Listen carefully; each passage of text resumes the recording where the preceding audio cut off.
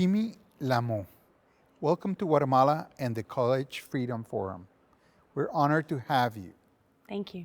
You've had numerous awards. You're part of the World Liberty Council. You were recognized as one of Maclean's top 50 most powerful Canadians of 2022. You have been an Urban Hero Award, a winner for social issues in 2022. And was there a specific event that got you involved in activism? Not a specific event per se, because I'm born as a Tibetan. And so for me, being born as a Tibetan, there's a saying in our community. Every Tibetan that's born after 1959 is born an activist. Because in 1959, the Chinese government took over our country. And since then, all of us have been born into either exile or in an open air prison, which is our own country, Tibet.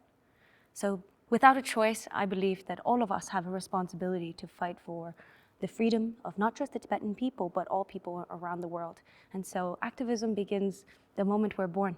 And so when we live, when we breathe, when we act, when we take up space, our existence is resistance. Do you want to tell me about your impact in the University of Toronto, Scarborough? You know, it seems like wherever you have gone, you have shaken things up and impacted people. Can you tell me a little bit of how did you become like an activist and university student in that stage of your life to inspire other students that are in the university to take up a cause and act on that? Mm-hmm. I guess it kind of touches on the first question you asked. I avoided a specific situation, but I have a couple, if I may share. I think it starts from very beginning because when I moved to Canada, I was 11 years old and I was in grade 6. Oh my God, so young. Yes, and then when I was there, I remember, because it's a new environment and it's predominantly English speaking, they put you in classes that are sort of behind the regular academic classes. But I persevered, and a teacher who was able to see the potential in me said, I think you're actually really smart. You should be in the regular classes. Absolutely. And I said, well, thank you, I did. And I joined the regular class. And then not only did I join the regular class, I said, actually, some of your students are behind. I can help. I can stay after school and help them. Mentor them. Yeah. And so she gave me an opportunity to teach some of my classmates math after school. And so I did that. And then in grade 6, they gave me an award for leadership. And it's something that I didn't even understand the power of. But, it seems like teachers and people, mentors, our community, who created an environment for me to thrive because there was an opportunity and I took the opportunity.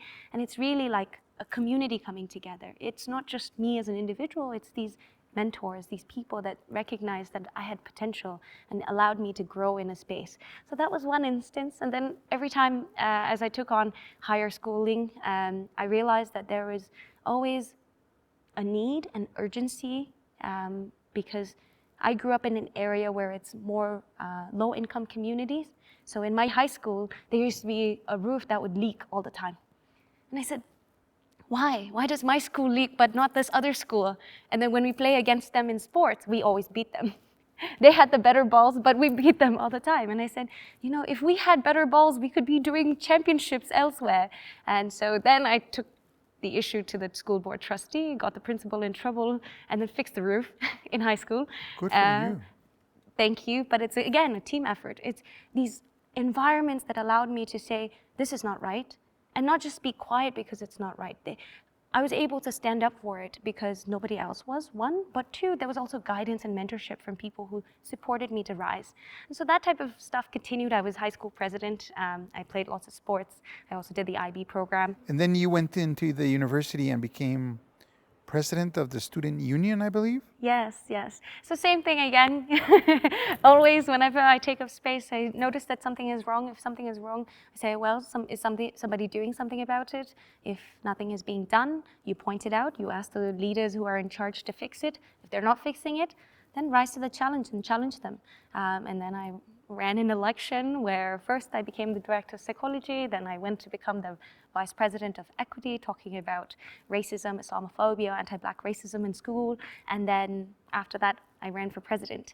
And then I realized that the world is not so bubbled as the world likes to present itself, because that's when I was attacked by the Chinese government, and I received thousands of death threats and rape threats. And this, all of a sudden, the small university elections became an international issue that was covered by world media, and it's pretty obvious that the Chinese government was trying to intimidate a young Tibetan person from flourishing. It's not enough for them to oppress in every way the Tibetans inside of Tibet. They also want to control now the Tibetans that are living in exile and flourishing. Can you tell me a little bit about that? How did you confront this attack? What lessons did you learn from this? And it seemed that it only made you stronger. Oh, definitely. I think in life, every experience, again, is an opportunity to learn and grow. So 2019 is when it happened. It changed my life. In many ways, I try to stay the same and have the same values and principles while I grow. But 2019 physically changed the environment. In what sense? It's because of the attacks. So I had received thousands of death threats, rape threats. There was even this person who online DM'd me of how he was going to rape me in Chinese, and then said, "Oh, you don't understand Chinese? Let me translate it for you in English," and then sent it to me in English. What a horrible person. There was tons of those, and then it wasn't just focused on me, it became about my parents. And for me, for someone who has spent time away from their parents because of not having papers and such, my family means a lot to me. And they've gone through so much trouble for me to be able to, receive the education that I did, and so many sacrifices. And so now these threats were about my mother. I remember reading a message that said, "Your mom is dead." And I was so scared because and then I had to call my mother, and I had, not try to scare her, but also say, like, where are you? Are you okay? Like, just watch your surroundings. And, creating the sense of, again, panic and anxiety for my parents who's not okay. So it was definitely a situation where, now that I look back into, it was quite an experience. During that time, of course, I handled it with much more grace than I think about now, because back then I was just like, if I think that this is about me, then this will get out of control. And that was my biggest lesson. It wasn't about me. The Chinese government is attacking anybody who is a Tibetan that is flourishing. They're not attacking me because I'm Chemi Lhamo.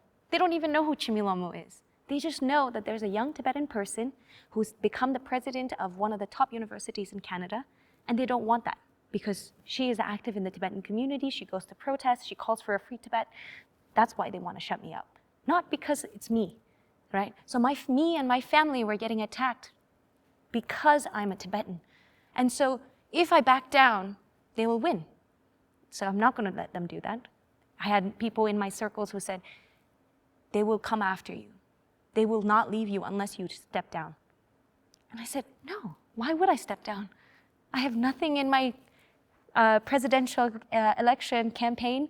I didn't write, I'm going to talk about Tibet. My whole campaign was about housing, better food on campus, more courses, better sport teams. It was focused it was on all local about school. things. Yeah, it was nothing about international politics. I mean, of course not. I was pursuing a degree in neuroscience and psychology. It didn't make sense for me to be running a student election campaign about geopolitical issues. My whole campaign was about student issues. And that's what I was hoping to be, a student leader. But here, clearly, the Chinese government was conflating geopolitics and using me as a way to send an international message that, anybody who talks or critiques the Chinese government will be silenced, even if it's not inside of China or within Tibet. It will be anywhere. Whoever is critical of the Chinese government, they're going to shut them up. And that's the message they were trying to send, right? To intimidate people to being silenced. And so I said, well, if that's what their intention is, I'm not going to let them do that. Oh my God. And so they had I no idea who they were messing with. Indeed. But again, I am a product of my community. It's the community's resilience that allowed me to rise. I don't think the younger version of Chemi would be, sort of being like, oh, the Chinese government's attacking me? It's okay. No, of course not. The younger version of me would probably be filled with fear. But as I grew, the community around me continued to support me, and I think I was able to rise because of them.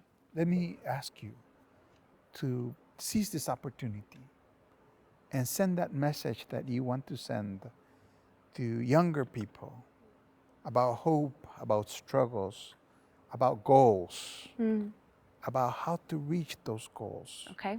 So one message is oftentimes there is a feeling of loneliness, especially when you're organizing and when you're working towards a larger goal. It's very easy to feel alone and lonely. But I want to remind you that you are not alone. There's thousands and thousands of people that are there, out there, praying for your well-being.